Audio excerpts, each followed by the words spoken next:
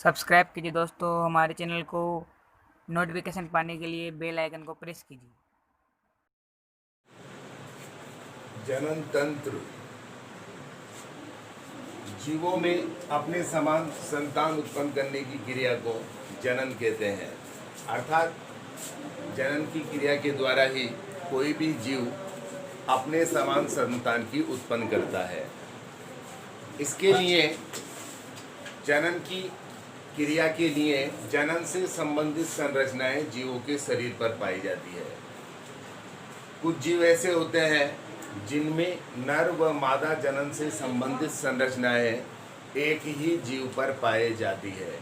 ऐसे जीवों को उभय लिंगी कहते हैं। होता है उभय लिंगी।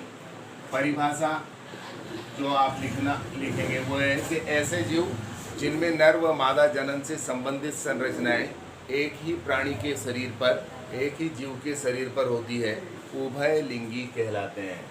जैसे इसका उदाहरण है केंचुआ, स्टारफिश।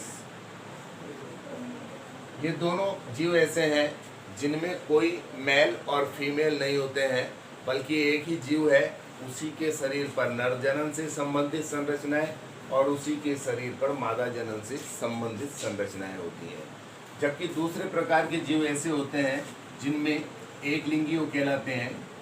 एक लिंगी ऐसे जीव जिनमें नर व मादा जनन से संबंधित संरचनाएं अलग अलग जीवों पर स्थित होती है, अलग अलग प्राणियों के शरीर पर स्थित होती है, एक लिंगी कहलाते हैं। जैसे मनुष्य, कुत्ता, बिल्ली, गाय, इन सब में नर अलग होते हैं और मादा अलग होते हैं। तो ऐसे जीव जिनमें नर व मादा जनन से संबंधित अलग अलग प्राणियों पे हो, स्थित हो, उसे एक लिंगी कहेंगे, और एक पर ही हो तो उभय लिंगी कहलाएंगे। अब आगे बढ़ते हैं। मनुष्य एक लिंगी प्राणी है और मनुष्य में हम देखते हैं कि जब जीव या बच्चा जन्म लेता है उसके बाद उसके शरीर पर नर व मादा जनन से संबंधित संरचनाएं विकसित होने लगती है। तो मनुष्यों में एक निश्चित आयु में नर और मादा दोनों में, मतलब लड़के और लड़कियों में जनन से संबंधित संरचनाएं एक निश्चित आयु में परिपक्व होना प्रारंभ हो जाती हैं। ऐसी आयु को हम यौवनारंभ, इस समय को हम क्या कहते हैं, यौवनारंभ या प्यूबर्टी, यौवनारंभ या प्यूबर्टी कहा जाता है। मतलब स्त्रियों और नर या पुरुषों में जनन से संबंधित संरचनाएं एक निश्चित आयु में परिपक्व होना प्रारंभ होती है। उस आयु को यौवनारंभ या प्यूबर्टी कहते हैं। स्त्रियों में या लड़कियों में इसकी आयु 11 से 12 वर्ष और पुरुषों में 13 से 14 वर्ष होती है। जब ये यौवनारंभ होता है तो इसके बाद नर और मादा या स्त्री और पुरुषों के शरीर पर शारीरिक संरचनाओं में कुछ परिवर्तन होते हैं। कुछ परिवर्तन ऐसे भी होते हैं जो स्त्री और पुरुषों दोनों में समान होते हैं। जैसे मैं बताऊं कि लड़के और लड़कियों दोनों में परिवर्तन होने वाले, त्वचा का तेलीय हो जाना, स्किन ऑयली हो जाती है, त्वचा पर कील मुहासे बनना, त्वचा पर छोटी छोटी फुंसियाँ या कील मुहासे जिसे हम कहते हैं उनका बनना, त्वचा पर हल्के हल्के से रोम महीन बाल निकल आना और आवाज़ का परिवर्तन होना, ये कुछ कॉमन लक्षण हैं। द्वितीयक लक्षण इन्हें कहा जाता है। तो स्त्री और पुरुषों में, लड़के और लड़कियों में होने वाले ये सामान्य से बदलाव हैं जो दोनों में होते हैं यौवनारंभ के बाद। लड़कियों में ध्यान रहे यौवनारंभ की आयु 11 से 12 वर्ष और पुरुषों में, लड़कों में ये है 13 से 14 वर्ष। इसमें ये परिवर्तन होते हैं। अब कुछ परिवर्तन केवल लड़कियों में होते हैं और कुछ परिवर्तन केवल लड़कों में होते हैं। जैसे लड़कों में होने वाली परिवर्तन है जो केवल लड़कों में होंगे, चेहरे पर दाढ़ी मूंछ का निकल आना पहला परिवर्तन है। यौवनारंभ की बात 13-14 वर्ष की आयु के बाद इनके चेहरे पर हल्के हल्के से रोम बाल निकलने लगते हैं, दाढ़ी मूंछ आना इसे हम कहते हैं। दूसरा, आवाज़ भारी हो जाना। तो 11-12 वर्ष की आयु के बाद जैसे ही यौवनारंभ प्रारंभ होता है, आवाज़ में परिवर्तन लड़कों के होता है, आवाज़ भारी होने लग जाती है। तीसरा पॉइंट हम देखें कंधों का चौड़ा हो जाना, ये भी एक परिवर्तन है कि आकार जो से बालक से एक तरह से युवावस्था की तरफ जा रहा है वो, तो उसमें परिवर्तन होता है, कंधे थोड़े से चौड़े हो जाते हैं। इस तरह से कुछ परिवर्तन है जो केवल लड़कों में होते हैं। लड़कियों में भी कुछ बदलाव होते हैं। लड़कियों में जो होते हैं जैसे स्तन ग्रंथियों का विकसित हो जाना। दूसरा पॉइंट है आवाज़ बारीक या सुरीली हो जाना, ये स्त्रियों की प्रमुख लक्षण है। और एक और है कि अंडाशय द्वारा अंड जनन की क्रिया प्रारंभ कर देना, जिससे मासिक चक्र उनमें प्रारंभ इस आयु के बाद हो जाता है। तो यौवनारंभ और उसमें क्या क्या परिवर्तन होते हैं, 3 भागों में हमने बांटकर इसको अध्ययन किया है। कुछ परिवर्तन केवल लड़कों में होते हैं, कुछ केवल लड़कियों में होते हैं, और कुछ ऐसे होते हैं जो लड़के और लड़कियों में दोनों में होते हैं यौवनारंभ के बाद।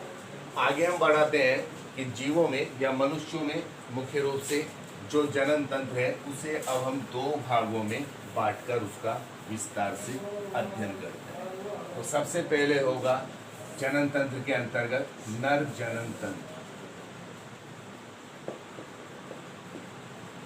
मानव जनन तंत्र में नर मेल रिप्रोडक्शन सिस्टम पहले हम अध्ययन करेंगे।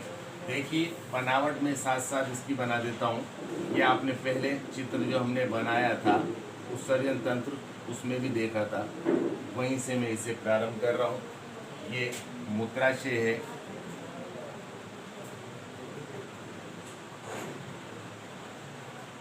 देखो मनुष्यों में नरजनन तंत्र से संबंधित जो प्रमुख संरचनाएं हैं वो सबसे प्रमुख है वृषण।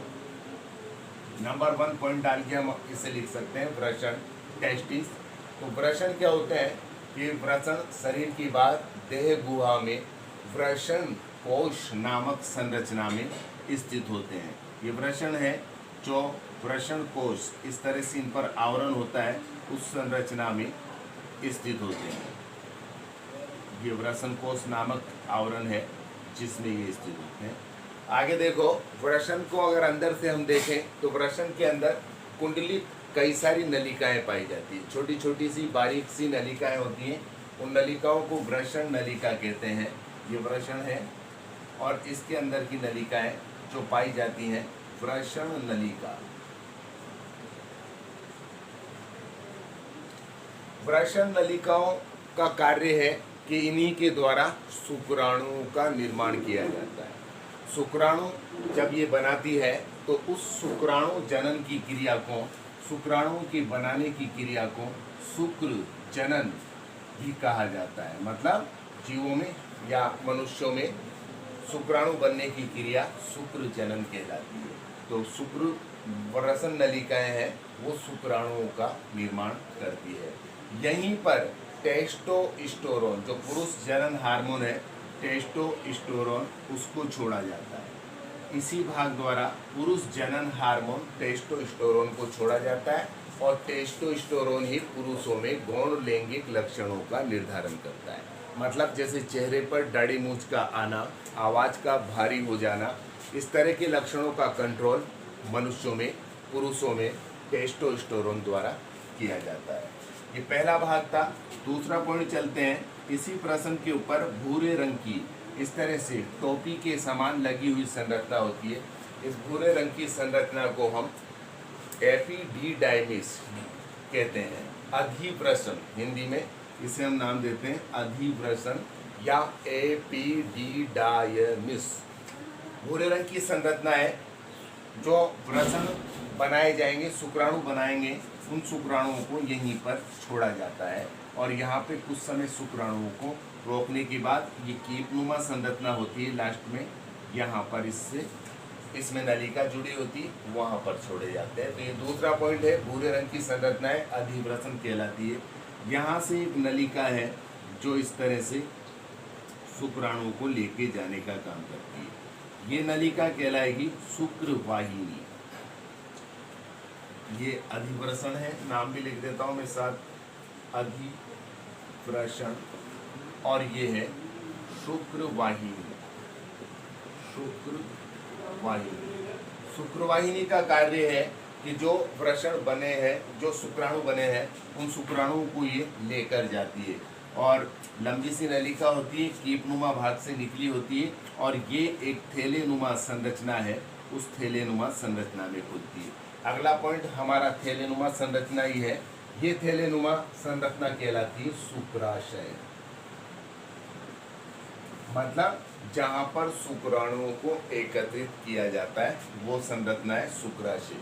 शुक्राशय में शुक्राणुओं को एकत्रित किया जाता है, यहीं पर शुक्राणु स्थित होते हैं और यहाँ पर ऐसे पदार्थ भी छोड़े जाते हैं जिनसे शुक्राणु वहाँ पर जीवित बने रहते हैं और उनका पोषण प्राप्त होता रहता है। तो छोटी सी थैलीनुमा संरचना है जहाँ पर इन्हें एकत्रित रखा जाता है। इसी के नीचे एक छोटी आकार की अखरोट के आकार की एक ग्रंथि है जो केवल पुरुषों में पाई जाती है, वो होती है प्रोटेस्ट ग्रंथि। केवल पुरुषों में होती है और इसका प्रमुख कार्य यही है कि ये ऐसा पदार्थ छोड़ती है जो शुक्राणुओं को पोषण प्रदान करते हैं, साथ साथ पुरुषों में, नर में वीर्य का निर्माण करते हैं। तो ये एक छोटी सी ग्रंथि है जो जस्ट इसके बाद जुड़ी हुई होती है। अब आगे आप देखिए इसका अगला भाग, ये है मूत्र जनन मार्ग।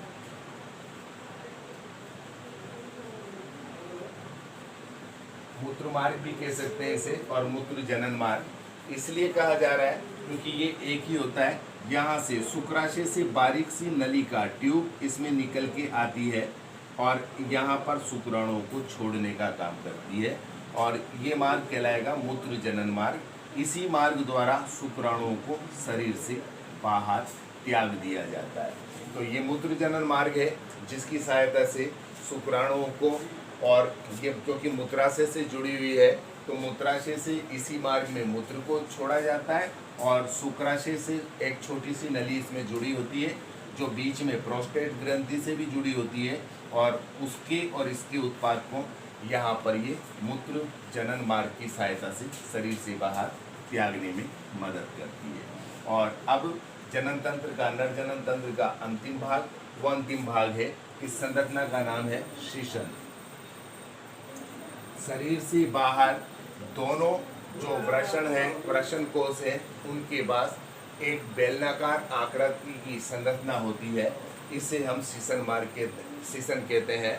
और इसी संरचना के द्वारा शुक्राणुओं को साथ साथ मूत्र को शरीर से बाहर त्यागते हैं। तो शीशन शरीर के बाहर निकली हुई संरचना है। ये हमने पढ़ा है नर जनन तंत्र। एक बार चित्र में मैं आपको वापस से स्पष्ट करूँगा, ये इसका कंप्लीट चित्र हो जाता है, नामांकित चित्र हो जाता है। ये किडनिया है, इसकी आवश्यकता नहीं है। जनन तंत्र मुख्य रूप से यहाँ से प्रारंभ हो रहा है, वो चित्र मैंने पूरा कर दिया है। तो देखो ये मूत्राशय है और इससे ये सबसे पहला भाग हम देखें वृषण। वृषण जो कि शुक्राणुओं का निर्माण करने का काम कर रहे हैं। वृषण के ऊपर अधिवृषण, जो ये इस तरह से भूरे रंग की संरचना है, मैंने बताया है अधिवृषण है। अधिवृषण में शुक्राणुओं को कलेक्ट किया जाता है, यहाँ से छोड़े जाते हैं, उनको रखा जाता है। फिर अधिवृषण से एक ट्यूब होती है, नलिका होती है, शुक्रवाहिनी उसका नाम है। ये लंबी सी नलिका दिखाई दे रही है। इस नलिका की सहायता से शुक्राणुओं को यहाँ पर छोड़ा जाता है शुक्राशय में। शुक्राशय एक थैलीनुमा संरचना है जो मूत्राशय के नीचे की ओर स्थित होती है और इस थैलीनुमा संरचना में शुक्राणुओं को एकत्रित किया जाता है। यहीं पर एक प्रोस्टेट ग्रंथि होती है जो इसके जस्ट नीचे लगी हुई होती है। ये प्रोस्टेट ग्रंथि अपना उत्पाद जो छोड़ती है, वही स्रावी ग्रंथि है, वो उत्पाद इस शुक्राणुओं के साथ मिलकर वीर्य का निर्माण करता है और साथ साथ शुक्राणुओं को पोषण प्रदान कर देता है। तो ये प्रोस्टेट ग्रंथि है। यहाँ से फिर शुक्राशय से एक पतली नलिका होती है जो मूत्र जनन मार्ग में जुड़ती है। मूत्र जनन मार्ग एक लंबी संरचना है जो मूल रूप से मूत्राशय से निकली हुई है और इसका प्रमुख कार्य मूत्र को शरीर से बाहर त्यागना है और ये शुक्राशय से जुड़ी होने के कारण वीर्य और शुक्राणुओं को भी शरीर से बाहर त्यागने का काम करती है। साथ साथ ये दोनों जो वृषण हैं उनके बीच बेलनाकार आकृति की संरचना, जिसे हम शीशन कहते हैं, ये शरीर से बाहर निकली हुई संरचना है और जो शुक्राणुओं को शरीर से बाहर त्यागने में यही मदद करती है।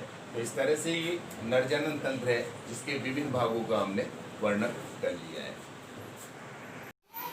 प्लीज लाइक कर दीजिए, सब्सक्राइब कर दीजिए और बेल आइकन को प्रेस कर दीजिए। देखने के लिए धन्यवाद।